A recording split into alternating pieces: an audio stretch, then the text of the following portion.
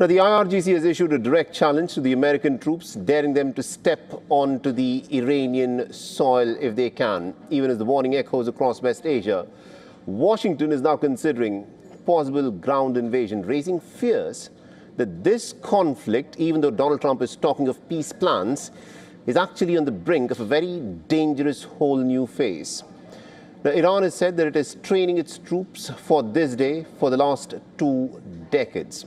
And our next report tells you more.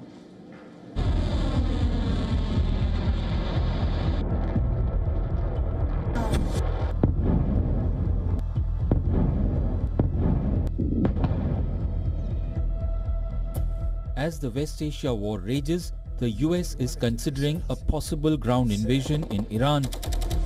Reports say Washington is preparing to deploy up to 3,000 US Army paratroopers to supplement some 50,000 troops already present in the Gulf.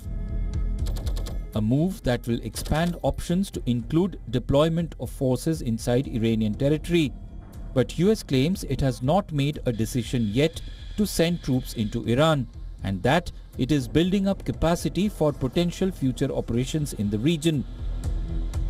The growing US military presence in the region comes even as President Donald Trump talks about a possible deal with Tehran to end the war.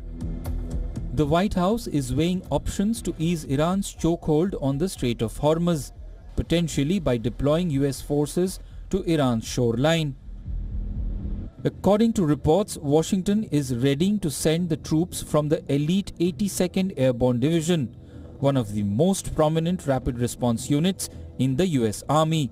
The soldiers stationed at Fort Bragg in North Carolina can mobilize worldwide within 18 hours. They specialize in carrying out parachute assaults. The 82nd Airborne Division was formed during World War I. It was brought back after the beginning of World War II. Since then, it has seen combat in Vietnam, Grenada, Panama, Iraq and Afghanistan, as well as against ISIS operations in the West Asia.